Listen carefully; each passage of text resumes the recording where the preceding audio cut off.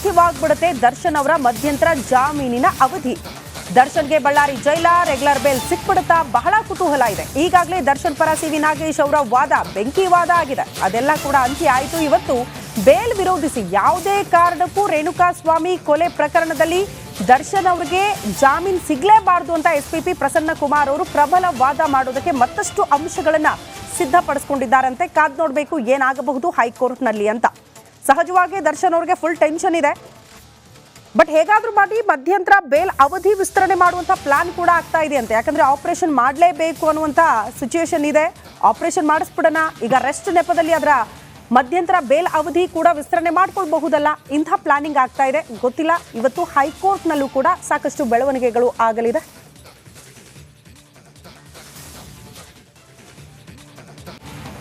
ದರ್ಶನ್ ಪಾಲಿಗೆ ಇವತ್ತು ನಿರ್ಣಾಯಕ ಡೇ. 3 ಸಂಕಷ್ಟದಲ್ಲಿ ಸಿಲುಕಾಕಿಕೊಂಡಿರುವ ಕೊಲೆ ಆರೋಪಿ ಚಾಲೆಂಜಿಂಗ್ ಸ್ಟಾರ್ಗೆ ಅಸಲಿ ಚಾಲೆಂಜ್ ಈಗ ಶುರುವಾಗಿದ್ದು, ಇಂದು ಏನು ನಿರ್ಧಾರ ಆಗುತ್ತೆ ಅದರ ಮೇಲೆ ಮುಂದಿನ ಭವಿಷ್ಯ ಕೂಡ ನಿಂತಿದೆ. ಅದ್ಯಾವುದು 3 ಸಂಕಷ್ಟ ಅಂತೀರಾ? ಆ ಕುರಿತ ಒಂದು ಸ್ಟೋರಿ ಇದೆ, ಬನ್ನಿ ನೋಡ್ಕೊಂಡು ಬರೋಣ.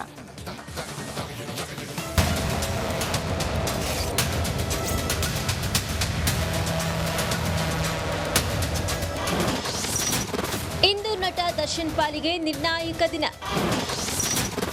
ಜೈಲ, ರೆಗ್ಯುಲರ್ ಬೇಲ, ಬಿಜಿಎಸ್ ಆಸ್ಪತ್ರೆನ. ಕೊಲೆ ಆರೋಪಿ ದರ್ಶನ್ ಜಾಮೀನು ಅರ್ಜಿ ವಿಚಾರಣೆ ಇಂದು ಹೈಕೋರ್ಟ್ನಲ್ಲಿ ನಡೆಯಲಿದೆ. ಅನಾರೋಗ್ಯದ ಕಾರಣ ನೀಡಿ ಆಸ್ಪತ್ರೆ ಸೇರಿರುವ ದರ್ಶನ್ಗೆ ಮಧ್ಯಂತರ ಜಾಮೀನು ನಾಳೆ ಮುಗಿಯಲಿದ್ದು, ಇಂದು ಕೊಲೆ ಆರೋಪಿ challenging star Darshan challenge day ಆಗಿದೆ. ಸದ್ಯ ಕೊಲೆ ಆರೋಪಿ ದರ್ಶನ್ಗೆ 3 ಟೆನ್ಷನ್ ಇದೆ. ಒಂದ್ ಕಡೆ ರೆಗ್ಯುಲರ್ ಬೇಲ್ ಟೆನ್ಷನ್, ಇನ್ನೊಂದು ಮಧ್ಯಂತರ ಬೇಲ್ಗೆ ನಾಳೆ ಅಂತ್ಯವಾಗ್ತಾ ಇದೆ. ಮತ್ತೊಂದ್ ಕಡೆ ಆಪರೇಷನ್ ಟೆನ್ಷನ್. ಈ ವಾರದಲ್ಲೇ ನಟ ದರ್ಶನ್ಗೆ ಆಪರೇಷನ್ ಮಾಡ್ತಾರೆ ಅಂತ ಹೇಳಲಾಗಿತ್ತು. ಇಂದು ಪ್ರಸನ್ನ ಕುಮಾರ್ ತಮ್ಮ ವಾದ ಮುಂದುವರಿಸಲಿದ್ದು, ಈ ಮಧ್ಯಂತರ ಜಾಮೀನು ಅರ್ಜಿ ವಿಚಾರಣೆ ಆಗುತ್ತಾ ಎಂಬುದು ಕುತೂಹಲವಾಗಿದೆ.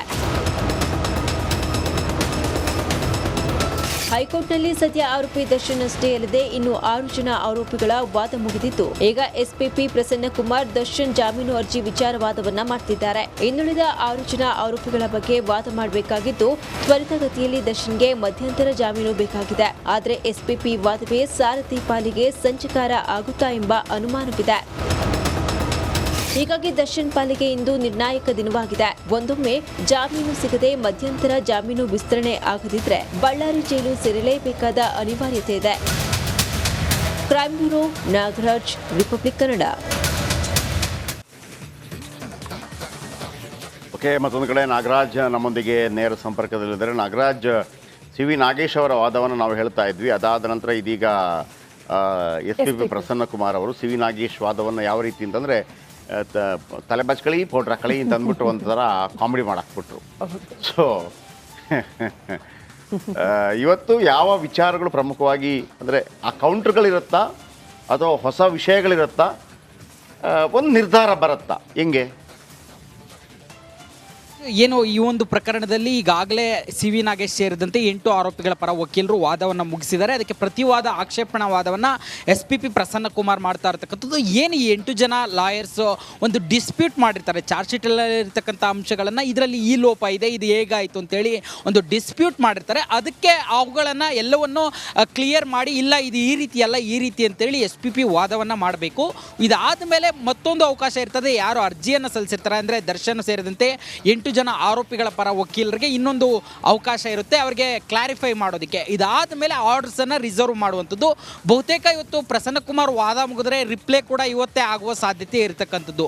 ಆದರೆ ಆರ್ಡರ್ಸನ್ನು ಇವತ್ತೇ ಯಾವುದೇ ಕಾರಣಕ್ಕೂ ನೀಡಲ್ಲ, ರಿಸರ್ವ್ ಮಾಡಿ ನಂತರ ಆರ್ಡರ್ಸನ್ನು ಕೊಡುವಂಥದ್ದು. ಹೀಗಾಗಿ ಇದು ಒಂದು ಕಡೆ ಪ್ರೋಸೆಸ್ ಆಗ್ತಾ ಇದ್ರೆ, ಈಗ ಇರ್ತಕ್ಕಂಥ ಪ್ರಶ್ನೆ ಮಧ್ಯಂತರ ಜಾಮೀನು ದರ್ಶನ್ಗೆ 11ನೇ ತಾರೀಕಿಗೆ ಎಂಡ್ ಆಗ್ತಾ ಇದೆ. ಈಗ ಇದನ್ನು ಯಾವಾಗ ಪರಿಗಣನೆಗೆ ತೆಗೆದುಕೊಳ್ತಾರೆ? ಇದ್ರ ಮಧ್ಯೆ ಏನು ಸಿ ವಿ ನಾಗೇಶ್ ಇಲ್ಲ ಇವತ್ತು ಆಪರೇಷನ್ ಆಗುತ್ತೆ ಅಥವಾ ನಾಳೆ ಆಪರೇಷನ್ ಆಗುತ್ತೆ ಅವರಿಗೆ ಅಂತೇಳಿ ಮಾಹಿತಿ ಕೊಟ್ಟರೆ ಅದನ್ನು ಕೋರ್ಟ್ ಯಾವ ರೀತಿ ಪರಿಗಣಿಸುತ್ತೆ? ಇದು ಇರ್ತಕ್ಕಂಥ ದೊಡ್ಡ ಟೆನ್ಷನ್. ದರ್ಶನ್ಗೆ ಒಂದು ವೇಳೆ ಮಧ್ಯಂತರ ಜಾಮೀನು ಎಕ್ಸ್ಟೆಂಡ್ ಆಗಿಲ್ಲ ಅಂತಂದರೆ ಏನು 11ನೇ ತಾರೀಕು ಮಧ್ಯಂತರ ಜಾಮೀನು ಇದಾಗ್ತಾ ಇದೆ, ಎಂಡ್ ಆಗ್ತಾ ಇದೆ. ಅಷ್ಟರೊಳಗಡೆ ರೆಗ್ಯುಲರ್ ಜಾಮೀನಿಗೆ ಸಂಬಂಧಿಸಿದಂತೆ ಆರ್ಡರ್ಸ್ ಬರೋದು ಬಹುತೇಕ ಡೌಟ್ ಇರ್ತಕ್ಕಂಥದ್ದು. ಹೀಗಾಗಿ ದರ್ಶನ್ ಇದನ್ನು ಪರಿಗಣನೆಗೆ ತೆಗೆದುಕೊಂಡಿಲ್ಲ ಅಂದರೆ ಮತ್ತೆ ಬಳ್ಳಾರಿ ಜೈಲಿಗೆ ಶಿಫ್ಟ್ ಆಗೋ ಎಲ್ಲ ಸಾಧ್ಯತೆ ಇರ್ತಕ್ಕಂಥದ್ದು. ಜಯಪ್ರಕಾಶ್, ಥ್ಯಾಂಕ್ ಯು ನಿಮ್ಮೆಲ್ಲ ಅಪ್ಡೇಟ್ಸ್ಗೆ.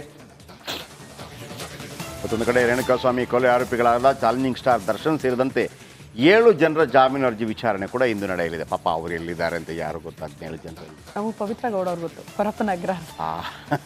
ಒಂದು ಪವಿತ್ರ ಗೌಡ, ಇನ್ನೊಂದು ದರ್ಶನ್. ಉಳಿದವ್ರು ಪಾಪ, ಹೌದು, ಅವ್ರ ಭವಿಷ್ಯ. ಉಳಿದವ್ರು ಪಾಪ ಯಾರಿದ್ದಾರೆ? ಎಸ್ ಪಿ ಪ್ರಸನ್ನಕುಮಾರ್ ಇದ್ದಾರನೋ, ಮತ್ತೊಬ್ರು ಇದ್ದಾರನೋ, ಸಿ ವಿ ನಾಗೇಶ್ ಇದ್ದಾರನೋ, ಫ್ಯಾಮಿ ಸೆಬಾಸ್ಟಿಯನ್ ಇದ್ದಾರನೋ, ಪೈಸಾ ನಯ್ಯೇ. ಕೊಳಿಬೇಕಷ್ಟೇ. ಅದಕ್ಕೆ ಹೇಳೋದು, ಒಂದು ಗಾದೆ ಮಾತಿದೆ ನಮಗೆ. ನಮ್ಮ ಸೀನಿಯರ್ ಶಿವಶಂಕರ್ ಅಂತಿದ್ದಾರೆ, ಇಲ್ಲಿ ಡಿಬೇಟ್ಗೆಲ್ಲ ಬರ್ತಾ ಇದ್ದಾರೆ. ಅವರೊಂದು ಮಾತು ಹೇಳ್ತಾ ಇದ್ರು, ಸೂರ್ಯನ ಬೆಳಕು ಎಲ್ರಿಗೂ ಬೇಕು, ಹೌದು. ಹಾಗಂತ ಸೂರ್ಯನ ಹತ್ತಿರಕ್ಕೂ ಹೋಗಬಾರ್ದಂತೆ, ಸುಟ್ಟಾಕ್ಬಿಡ್ತದಂತೆ. ಹಾಗಂತ ಸೂರ್ಯನಿಂದ ತುಂಬ ದೂರನೂ ಹೋಗಬಾರ್ದಂತೆ, ಬೆಳಕೇ ಸಿಗೋದಿಲ್ವಂತೆ. ನಮ್ಗೆ ಎಲ್ಲಿರಬೇಕು ಅಂತ ಗೊತ್ತಿರಬೇಕು ಅಂತೇಳಿ. ಅದಕ್ಕೆ ಈಗ ದೊಡ್ಡವರ ಸಖ್ಯ ಸಿಕ್ಕಿದೆ ಅಂತೇಳಿ ಎಲ್ಲ ಮಾಡಕ್ಕೆ ಹೋದ್ರು. ಈಗ ಅವರನ್ನು ಕರೆದು ಕೇಳೋರು ಯಾರೂ ಇಲ್ಲ. ಬರ್ರಪ್ಪ, ಒಂದು ನಾನು ಈಗ ಟಾಮಿ ಸೆಬಾಸ್ಟಿಯನ್ ಲಕ್ಷಾಂತರ ಫೀಸ್ ಕೊಡಬೇಕು, ಪವಿತ್ರ ಗೌಡ ಅವ್ರಿಗಿದ್ದಾರೆ. ಸಿ ವಿ ನಾಗೇಶ್ ಲಕ್ಷಾಂತರ ಫೀಸ್ ಕೊಡಬೇಕು, ದರ್ಶನ್ ಅವ್ರಿಗಿದ್ದಾರೆ. ಈ ಹುಡುಗರಿಗೆ ಯಾರಿದ್ದಾರೆ ನೋಡಿ. ಸದ್ಯ ಎಸ್ ಪಿ ಪ್ರಸನ್ನಕುಮಾರ್ ವಾದ ಮುಂದುವರಿಸ್ತಾ ಇದ್ದಾರೆ. ಯಾರಿಗೆ ಜಾಮೀನು ಸಿಗುತ್ತೆ ಎನ್ನುವುದೇ ಕುತೂಹಲವಾಗಿದೆ. 7 ಜನರದು ಕೂಡ. ಅಂದರೆ ಅವರ ಪರವಾಗಿ ಸಪರೇಟ್ ಆಗಿ ವಾದ ಮಂಡಿಸೋರು ಯಾರೂ ಇಲ್ಲ ನೋಡಿ. ಎಂಥ ಒಂದು ಆಶ್ಚರ್ಯ ಅಂತಂದರೆ, ಪವಿತ್ರ ಗೌಡ ಪರವಾಗಿ ಟಾಮಿ ಸೆಬಾಸ್ಟಿಯನ್, ದರ್ಶನ್ ಪರವಾಗಿ ಸಿ ವಿ ನಾಗೇಶ್. ಆ ಉಳಿದ 15 ಜನ ಇದ್ರಲ್ಲ, ಅವರು ಕಾಯಾನೈ ಪಿಯಾನೈ ಗ್ರಾಸ್ಪೋರ್ಟ್ ಡಾಲ್. ಆದರೆ ಇವತ್ತು 7 ಜನರ ಜಾಮೀನು ಬಗ್ಗೆ ಕೂಡ ಒಂದು ಅರ್ಜಿ ಬರ್ತಾ ಇದೆ ಅಂತಂದರೆ ಅದಕ್ಕೆ ವಿಶೇಷವಾಗಿ ಯಾರು ಲಾಯರ್ ಇಲ್ಲ ಅಂತ. ಏನು ಅಲ್ಲಿ ಊಟ ಮಾಡಿಸ್ತಾ ಇದ್ರು, ನೀನು ಊಟ ಮಾಡ್ಕೊಂಬಿಡು ಅಂತ ಹೇಳ್ದಂಗೆ ಆಯಿತಾ. ಒಂದು ರಿಪೋರ್ಟ್.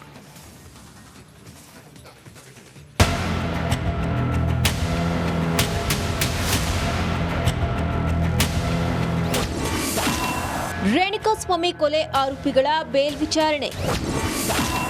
ದರ್ಶನ್ ಪವಿತ್ರ ಸೇರಿ 7 ಜನರಿಗೆ ಸಿಗುತ್ತಾ ಜಾಮೀನು.